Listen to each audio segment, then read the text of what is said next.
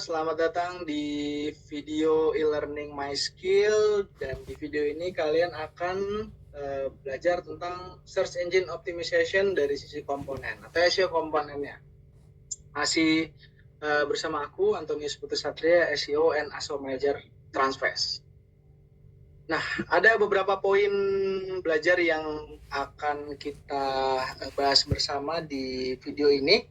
Ada persiapan dalam SEO, terus ada faktor ranking dalam SEO, sama bad SEO praktisnya. Jadi kurang lebih poin-poinnya ini harus teman-teman pelajarin dan pahamin mana yang boleh dilakukan, mana yang kira-kira tidak efektif untuk dilakukan dalam pengoptimalan sebuah halaman website. Nah, kita masuk ke bagian persiapan dalam SEO itu sendiri. Nah, kita kalau ngomongin SEO harus kurang lebih paham dulu gimana nih cara ngebacanya. Nah, dari sini kita mulainya dari gambaran umum websitenya. Kita coba analogikan ya antara website dan yang mungkin teman-teman pahamin gitu. Misalnya kita adalah analogikan sebuah website dan juga ada halaman rumah gitu ya. Misalnya website sama dengan rumah. Nah, analoginya kalau kita ngomongin misalnya keseluruhan website semuanya ya, itu adalah keseluruhan rumahnya gitu. Ada banyak lah elemen yang ada di dalam rumah kan. Nah, kalau kita ngomongin domainnya, atau mungkin teman-teman wah mau beli domain, domainnya apa ya gitu, itu bisa dibilang jika analogikan dengan alamat rumah gitu. Kalau kita misalnya mau mengunjungi sebuah rumah, maka kita harus tahu alamatnya. Kalau kita ingin mengunjungi sebuah website, kita harus tahu domain websitenya apa. Lalu kalau di homepage, atau bisa dibilang kalau di website itu adalah halaman yang bisa melihat semuanya ya. Kalau di homepage kan kita bisa melihat semua menunya gitu. Nah, kalau dianalogikan di rumah tuh kayak ruang tengah lah. Dari ruang tengah tuh kita bisa lihat semuanya lah.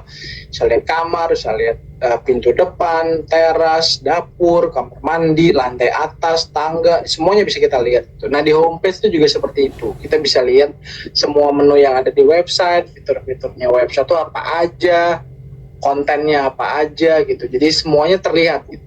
Kalau link atau hyperlink, teman-teman pasti pernah ya ada link. Linknya apa nih? Linknya nih, share link dong. Itu sama dengan pintu. Jadi kayak kita kalau tahu linknya berarti kita tahu pintunya ini tuh mau kemana gitu. Kalau entry point tuh kayak hub lah atau ruang penghubung, kan kadang ada ya dari ruang tengah ke taman belakang, ada hubnya, ada ruang penghubungnya. Itu kurang lebih kayak gitulah entry point ya. Kalau UI atau UX, user interface atau user experience, itu sama kayak interior lah. Gimana caranya interface-nya bagus nih, kayak pintunya tuh ngadepnya begini gitu. Jangan di sini, tangganya jangan menghadap pintu, jangan ini nanti kehalangan gitu. Experience tuh gimana caranya menata interface tadi supaya experience-nya orang-orang tidak terganggu. Kayak misalkan nih kalau misalnya ini udah bagus nih sofanya, ruangannya gitu, sofanya nih jangan taruh terlalu mepet pintu, nanti kalau orang buka pintu nanti kena nih kakinya orangnya kalau ada di sini gitu. Jadi gimana caranya experience tuh dikedepankan gitu. Nah, terus ke teknologi itu kalau dianalogikan di rumah, itu adalah fondasi. Gimana nih fondasinya, bagus atau enggak, mau dibuatnya seperti apa yang harus dimulai, apa yang harus pertama kali ditaruh, apa yang harus pertama kali dibuat atau di-develop. Terus sitemap, kalau di website tuh ada namanya sitemap atau peta situs. Kalau dianalogikan di rumah itu kayak blueprint atau gambaran rumah. Dari situ kita tahu tuh, kita tuh punya kamar ada berapa banyak sih. Kita punya kamar mandi di lantai 1 ada berapa, di lantai 2 ada berapa gitu. Kalau sitemap tuh kita tahu nih ada halaman kontennya, artikelnya ada berapa sih, halaman kontaknya tuh ada di mana, halaman alamat, halaman nomor telepon, atau mungkin halaman kategori, subkategori itu ada berapa, semuanya kita bisa lihat lah ya. Terus ya inilah kurang lebih gambarannya. Kalau kalian mau bahas satu persatu pasti gak akan ada habisnya nih perintilan rumah gitu. Nah, sama kayak website juga, perintilannya tuh banyak sebenarnya di dalam website. Makanya ada yang kalau rumah tuh ada arsiteknya, website tuh biasanya juga ada arsiteknya. Tahu nih arsitektur bikin website itu gimana, yang kokoh, yang bagus, yang secure, aman lah ya. Kalau rumah kan juga kayak gitu ya, kita bikinnya biar yang bagus, yang gak kena hujan, yang aman dari maling, gimana posisi ininya, memudahkan orang-orang. Ya kurang lebih sama lah kayak gitu ya. Terus gimana sih cara mempersiapkan website baru untuk optimasi SEO? Ini bisa diterapkan kalau teman-teman ingin mencoba, kayaknya mau coba bikin portofolio, gimana caranya bikin website biar mau coba bikin optimasi SEO-nya gitu. Ada 5 nih poinnya yang sudah kita rangkum. Yang pertama adalah install plugin kecepatan, atau bisa dibilang ini page speed ya, karena ini jadi salah satu hal yang penting kalau di search engine optimization. Itu jadi hal yang sangat-sangat vital, makanya ada core web vital itu yang mengukur kecepatannya gitu. Kalau website kalian ternyata lemot, itu kan sebenarnya akan berpengaruh terhadap keseluruhan operasional website termasuk experience usernya. Makanya kecepatan itu penting. Yang kedua, jangan lupa install plugin security atau keamanan. Nah, kalau misalkan website kalian ternyata bagus, keren, tapi nggak aman, itu percuma. Makanya disarankan kalau bisa ya aman dulu nih dengan cara install misalnya SSL atau Secure Socket Layer gitu, yang teman-teman mungkin nggak kalau buka website atau URL itu ada HTTPS atau HTTP gitu. Kalau HTTP berarti nggak ada S-nya di belakangnya, dia berarti nggak secure. Makanya biasanya kalau mau HTTPS itu kita harus nambahin sertifikat SSL-nya gitu supaya website ini secure lah. Terus jangan lupa install plugin SEO, jelas ya karena kita ngomonginnya optimasi SEO, plugin yang diinstal adalah plugin SEO. Kalau teman-teman familiar dengan plugin-plugin SEO ya silahkan dicoba-coba mana yang paling nyaman, karena plugin itu banyak, bisa dipilih macam-macam tergantung teman-teman nyamannya di mana. Jadi ini nggak ada suggestion pilih apa, tapi dicoba aja mana yang paling nyaman dan teman-teman paling paham mengoperasikannya dari sisi search engine optimization. Terus yang keempat, install plugin Google Sitekit. Ini buat teman-teman yang menggunakan WordPress untuk develop websitenya. Google Sitekit ini sebenarnya memudahkan teman-teman dalam mengukur seluruh performa website. Jadi Google Sitekit itu sebenarnya tinggal connect ke account kalian aja. Kalau kalian udah punya Google Analytics, Google Search Console, atau PageSpeed, nah itu tuh sebenarnya kalian tinggal koneksikan saja gitu. Kalau memang teman-teman sudah menginstal Google Sitekit gitu. Nah kalau misalnya teman bingung nih yang nggak pakai bikinnya pakai WordPress, ya sebenarnya nggak perlu pakai Google Sitekit gitu. Makanya sebenarnya website barunya ini tergantung teman-teman membuatnya dari apa ya platformnya gitu. Kalau pakai WordPress ini adalah hal yang sangat-sangat penting dan wajib banget diinstal gitu. Masuk yang kelima, struktur website yang jelas. Nah, struktur website yang jelas itu harus sesuai dengan standar SEO lah. Kalau teman-teman mungkin standar SEO itu gimana ya? Ya teman-teman harus pahami dulu. Misalnya kalau WordPress teman-teman biasanya nggak usah terlalu khawatir, karena biasanya seluruh template WordPress itu udah SEO friendly, udah responsif, udah bisa diakses di mobile, di desktop, di tab itu sudah responsif atau sesuai lah desain-desainnya. Tapi kalau misalkan tidak pakai WordPress, itu harus diperhatikan gitu. Struktur website-nya harus responsif, harus benar nih penataannya seperti apa, kalau diakses di mobile kayak gimana, kalau diakses di desktop tuh akan seperti apa. Jadi itu penting banget tuh struktur-struktur yang di situ, termasuk struktur kalau bikin misalnya judul tuh harus heading 1, terus nanti subjudul ada heading 2, heading 3 dan seterusnya. Itu termasuk struktur.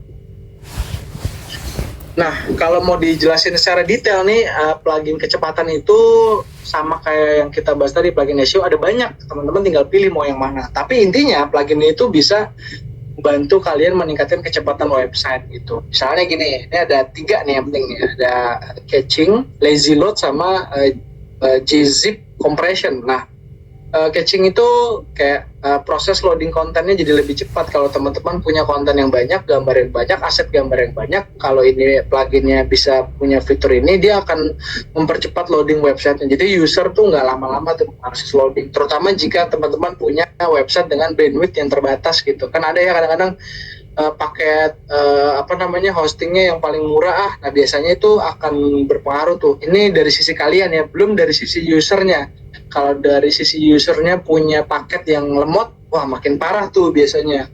Terus lazy load itu gambarnya bisa di load satu persatu. Jadi kalau misalnya gini, kita mau akses sebuah website, misalnya satu gambar tuh ada 10.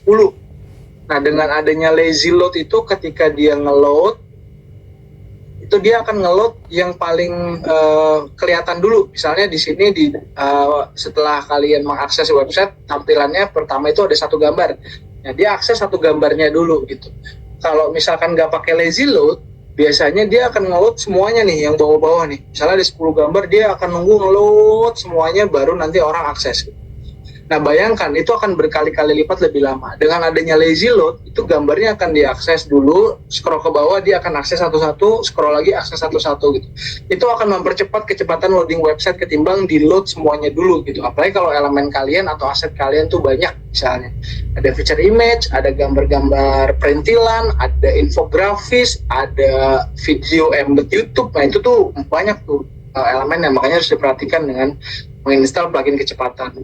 Untuk gzip compression ini adalah file website yang dikompres agar lebih mudah dimuat gitu. Nah, ini dalam arti kayak misalnya ada elemen kayak JavaScript atau JS, terus ada CSS atau cascading style sheet yang ngatur-ngatur layout, design dan sebagainya, itu bisa dikompres atau diminify gitu. Dengan adanya ini tuh seluruh size website itu bisa dikompres.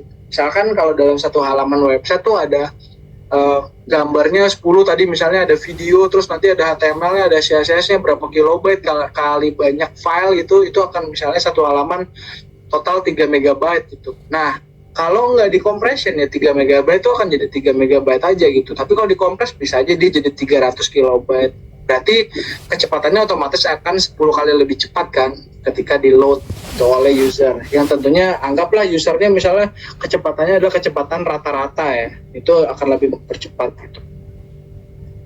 Terus plugin keamanan ini jelas ya dapat membantu teman-teman kalau mungkin kayak malware yang biasanya tuh suka menyusup gitu dengan berbagai macam cara gitu, entah dari plugin injected to file-file yang ada di website gitu. Makanya penting buat install plugin keamanan dulu di awal.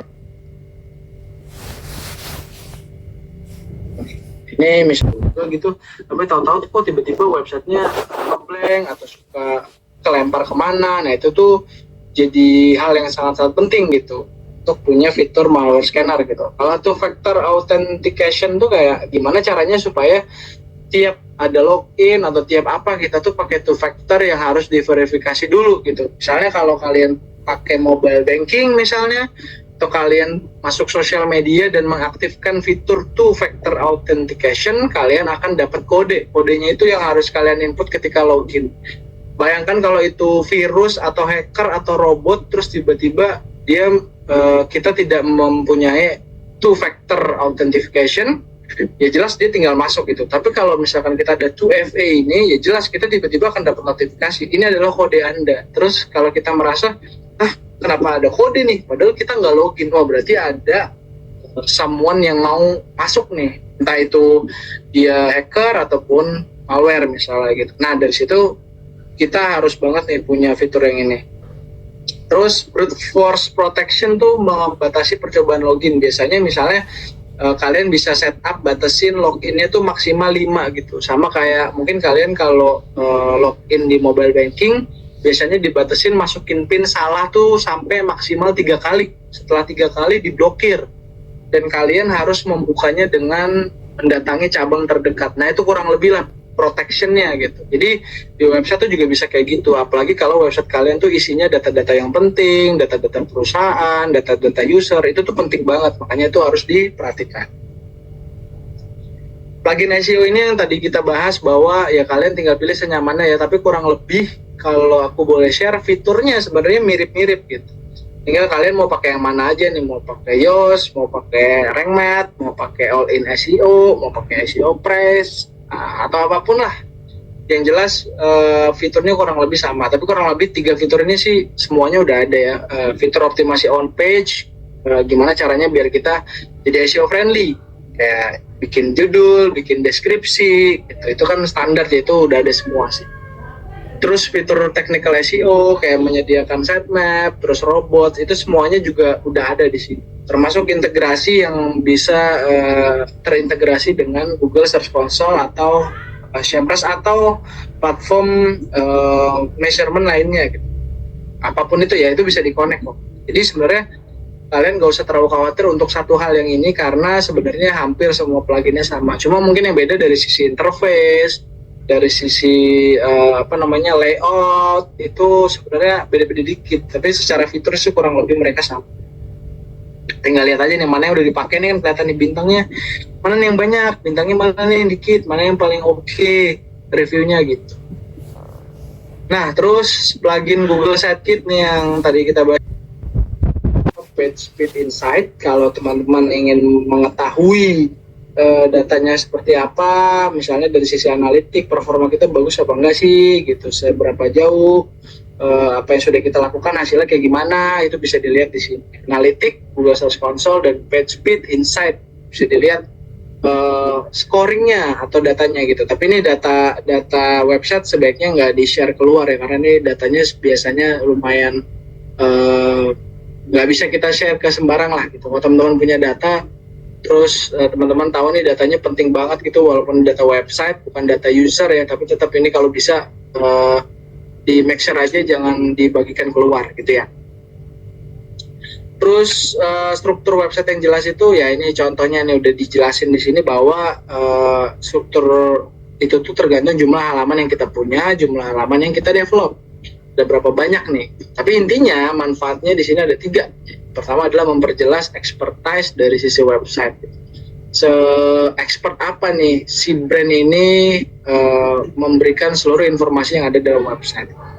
Yang kedua adalah kalau sudah expertise oke ya, berarti dia otomatis akan meningkatkan juga kredibilitas ya gitu. Kredibilitas dia as a brand, as a penyedia jasa atau penyedia service misalnya gitu, berdasarkan apa yang dia punya, tentunya produknya apa, servisnya apa gitu.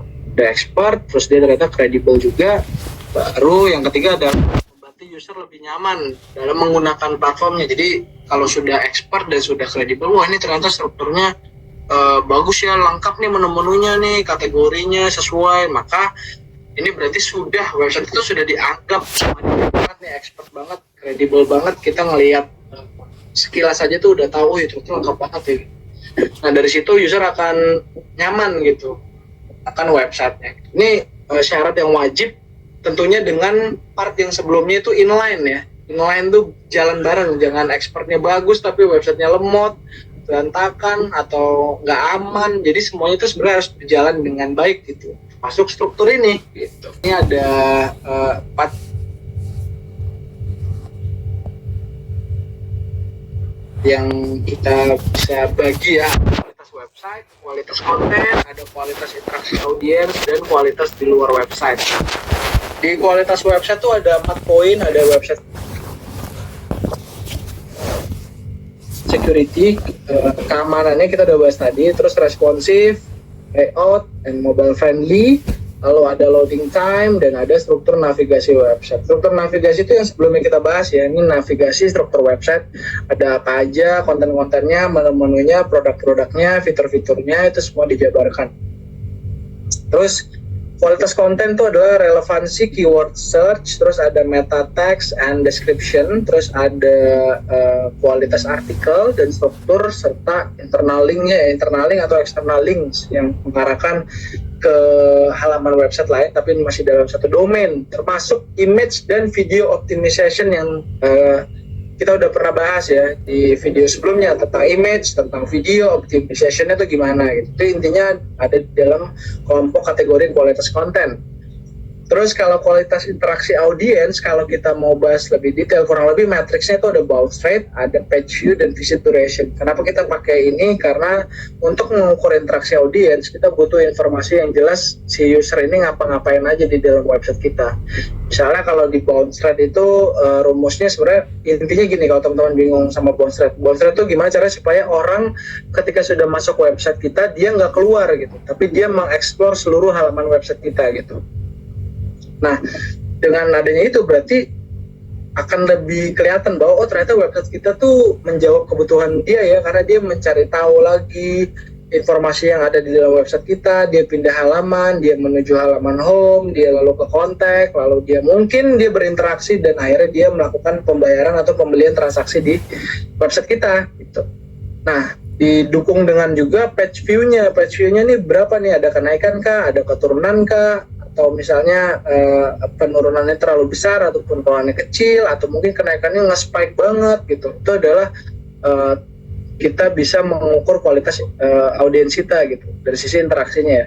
Nah, baru visit duration gitu. Kalau misalkan kita udah melihat, oh ini kita punya 10 halaman. 10 halaman ini tuh rata-rata mereka ada di kurang lebih selama 5-7 menit. Berarti kan lama banget ya, 5-7 menit tuh di masing-masing halaman dia ngapain aja ya. Berarti dia mungkin analisanya adalah, oh dia tertarik, dia melihat halaman-halaman, melihat katalog-katalog. Nah, dari situ tuh kita bisa lihat, oh ternyata ini interaksi kita sama audiens tuh bagus gitu misalnya. Terus kualitas di luar website. Nah, di sini ada backlinks dan website lain itu juga sangat menopang ya. Kalau teman-teman mungkin merasa, wah backlink ini penting ya. Backlink benar penting, tapi tidak menentukan satu-satunya gitu. Nah, backlink itu bisa dibilang kayak faktor paling terakhir yang bisa kita manfaatkan lah untuk meningkatkan kita sebagai expertise gitu. Jadi kan kita butuh kayak, oh iya website lain tuh merekomendasikan kita loh dalam misalnya membahas tentang fashion misalnya, jual baju, jual celana gitu. Atau misalnya tadi tentang website di Niaga Hoster misalnya, oh iya ternyata ada hosting nih yang kayak gini-gini bagus nih kayak gini, ya udah orang lain tuh merekomendasikan nih pengalaman gue pakai Niaga Hoster misalnya, itu kelihatan kan di situ gimana caranya orang lain merekomendasikan, lalu dia membaca kontennya dan akhirnya dia masuk ke website kita. Terus direct social media, itulah pentingnya kita bekerja dengan tim yang terkait ya, social media, konten marketing. Jadi dari social media itu kita bisa kasih informasi, kita bisa kasih konten yang bagus, terus di social media bisa kita kasih direct hyperlink juga ke website kita untuk menandakan, oh ya ternyata ini website kita tuh membahas ini dan sesuai banget dengan apa yang sudah dibagikan di social media tersebut gitu ya. Baru ada review and mention gitu. Ini adalah proses validasi yang penting ketika kita mau ngebahas apakah website ini baik atau tidak gitu. Banyak di review orang, reviewnya bagus atau enggak, banyak di mention orang, mentionnya tentang apa-apa aja gitu. Itu juga hal yang sangat penting. Nah, komponen pentingnya ada keyword research, competitor research, on page atau on site, off page atau off site gitu. Bukan off site bola ya, off site. Nah, keyword research ini bisa dibilang proses di mana kita cari kata kunci yang paling relevan. Jadi misalnya kita punya website yang menjual sepatu, ya udah cari nih sepatunya itu apa aja keywordnya, sepatu lari terbaik, sepatu basket murah, sepatu basket berkualitas tinggi dan sebagainya. Competitor research itu adalah gimana nih kita cara menganalisis taktik dan strategi pesaingnya supaya paham gimana nih supaya kinerja website kita tuh meningkat gitu. Jadi kita bisa membaca lah kompetitor kita tuh ngapain aja. Bisa dengan lihat-lihat halaman kompetitor, terus bisa juga misalnya melihat misalnya kita lihat elemen di dalam sebuah kontennya, kayak mereka nih bikin artikelnya gimana ya, bikin kontennya tuh seperti apa ya, strukturnya tuh seperti apa. Lalu on page jelas menyelaraskan konten dengan keyword yang sudah kita bikin. Kita nge-crafting sebuah konten yang bagus, lalu kita coba juga optimalkan dengan title, description, sehingga mesin pencari itu gampang mengerti kita gitu. Tentunya ini faktornya digabung juga dengan aspek technical lain ya, seperti tadi yang keamanan, URL dan sebagainya gitu. Terus ada off page, ini membangun reputasi di luar. Ini yang tadi kita bahas di slide sebelumnya, bahwa kalau kita banyak direkomendasikan orang, banyak di review orang, kita akan dapat nilai strong point yang bagus dan besar. Jadi maka poinnya di situ kita akan dapat nilai plus. Dan tadi ya tentunya dengan berbagai macam strategi lah. Biasanya kalau di company ini akan bekerja sama juga dengan tim PR atau markom gitu, marketing communication atau public relation, tentang gimana caranya kita mempublikasi tentang brand kita di di luar sana. Semakin bagus ya, poin kita akan semakin tinggi lah di mesin pencari gitu. Nah, ini keyword research penting banget, membantu mengidentifikasi keywordnya seperti apa. Dilihat di gambarnya ada title-nya kayak gini, redakan stres ya, bisa di control find atau di command find, keywordnya akan kelihatan gitu caranya kalau teman-teman mau cari kata kuncinya. Coba ini kata kuncinya apa ya kira-kira ya, stres, coba lihat stres tuh kata-katanya padu padannya apa, redakan stres, pereda stres, atau penghilang stres, itu kata kunci yang bisa teman-teman pilih. Terus di competitor research, ini kalian bisa pakai tools Ahrefs atau tools apapun yang bisa kalian pakai. Ada dilihat ya di sini, misalkan site explore, bisa lihat masukin website apapun, bisa cek organik kompetitor. Nih kelihatan nih kompetitornya mana-mana aja, keywordnya mana aja. Terus di sini ada data-data yang terkait dengan quantity. Ini sebagus apa visibilitas kata kuncinya di kita dan di kompetitor. Terus di on page nih kita bisa lihat on page SEO checker. Kalian lihat elemen-elemennya, misalnya di sini ada grafik, ada chart. Terus di sini ada kelihatan juga nih mana yang bagus, mana yang kurang, mana yang error, mana yang warning. Jadi kalau di on page tuh kalau kontennya sudah oke, sudah relevan dan dimengerti, ini ada on page SEO checker untuk menambah strong point kalian. Mana nih yang kurang gitu. Misalnya apakah kontennya sudah sesuai atau website sudah aman atau seaman apa, secepat apa, atau kontennya serelevan apa. Di sini semuanya bisa dilihat. Dari sisi angka quantity, again ini data yang sangat penting dilihat dari Semrush ya. Precision trackingnya ada 8,96% dan seterusnya. Off page ini yang bisa kalian mention nih, misalnya dari brand mention, atau kalian lihat dari sini backlinknya gitu. Backlinknya ada berapa banyak? Misalnya di sini bekerja sama dengan website lain untuk memberikan backlink ke website kita. Gimana pun caranya, seperti yang tadi udah di-mention, bisa dengan kita bekerja sama, atau dengan PR, atau dengan marketing communication yang mengkomunikasikan brand kita dengan kolaborasi dengan yang website di luar sana lah, website lain lah, atau mungkin dengan website yang sering memberikan review, website yang sering mempublikasikan berita misalnya. Yang terakhir part bad SEO practice, ini ada beberapa mungkin cara lama yang dulu tuh bekerja dengan baik tapi sekarang sudah tidak. Disarankan tidak melakukan ini ya teman-teman. Ini ada keyword stuffing, praktek di mana kalian memasukkan target keyword sebanyak-banyaknya ke dalam konten dengan harapan relevansi kontennya itu meningkat, padahal sebenarnya tidak. Misalnya contoh kalimatnya nih ya, cara membuat website adalah praktik yang tidak sulit. Anda bisa belajar cara membuat website dengan mudah di sini. Dengan begitu Anda akan paham cara membuat website. Nah, keywordnya adalah cara membuat website, tapi too much memasukkan keywordnya di dalam sebuah kalimat sehingga tidak terlihat organik. Makanya kalau masih menerapkan ini, kan tadi kita udah bahas ya di algoritma, Google Bar tuh sudah pintar, jadi tidak perlu kayak gini.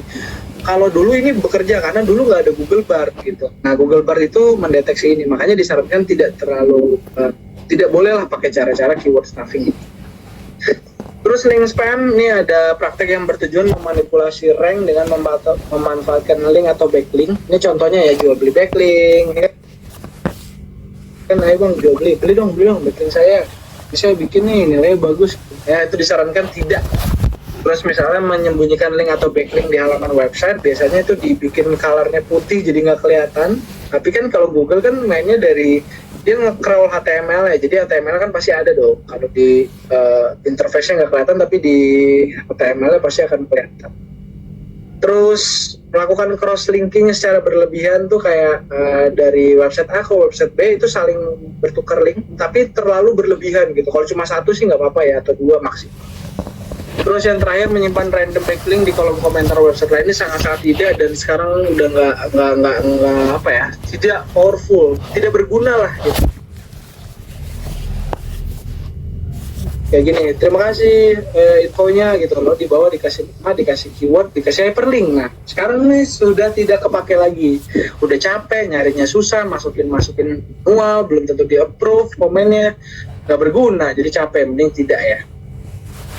Terus konten misleading, Mislead functionality itu adalah praktek di mana si pemilik website itu menjanjikan pengunjung satu hal tapi ternyata tidak sesuai gitu. Contoh misalnya nih ya, website PDF converter yang tidak berisi PDF converter tapi iklan-iklan yang tidak relevan. Misalnya kalian mencari contoh PDF untuk skripsi dengan tema ini misalnya, dan nemu PDF converternya di dalamnya nggak ada sama sekali engine buat nge-convert gitu. Misalnya saya mau meng-convert sebuah file, ternyata gagal dan isinya nggak ada. Akhirnya skripsi kita yang sudah di dalamnya ada, terus kita mau convert ternyata tidak bisa terconvert karena engine-nya tidak ada. Atau website download file yang tidak mengarahkan pengunjung ke file yang di-download. Ini misalnya kita mau download file, misalnya download lagu atau misalnya film gitu. Ini kemana nih arah websitenya, kesini udah berapa kali pindah ternyata tidak relevan dan tidak ada konklusinya gitu, malah jadi tidak relevan. Nah ini sangat tidak dianjurkan menggunakan cara yang seperti ini. Terus artikel spinning itu adalah menulis ulang suatu konten dengan tujuan untuk meniru, jadi kayak bisa bilang copy paste gitu tapi artikelnya cuma di generate ulang gitu. Kata-katanya misalnya diganti aku jadi saya misalnya, atau Anda jadi kamu misalnya. Nah metode ini tuh sudah nggak bekerja lagi-lagi karena ya jelas ya algoritmanya update terus nggak reader friendly, dibacanya tuh jadi kayak aneh dan nggak masuk akal lah gitu. Kayak kita kalau baca tuh kayak wah ini mah spinning banget gitu, jadi ketahuan kalau human tuh ngebaca pasti ngeh. Terus tidak memberikan value lebih ke pengunjung sehingga potensi returning visitornya rendah. Jelas ini kalau udah tidak ngasih value pasti orang nggak akan balik lagi ke situ buat baca. Terus hidden text atau link nih yang tadi yang menyembunyikan teksnya gitu, entah diganti warnanya atau dikasih kelas height biar nggak kelihatan. Jadi ini sangat tidak dianjurkan ya, menyebarkan warna, fontnya dikecilin, sekecil-kecilnya, atau menyembunyikan target keyword dan hyperlinknya di balik gambar, atau kadang diputihin biar nggak kelihatan. Itu sangat-sangat tidak baik. Nah itu tadi video pembelajaran di video ini, semoga ada yang teman-teman bisa pakai dan praktikan, dan sampai bertemu di video e-learning dari MySkill lainnya. Bye-bye, terima kasih.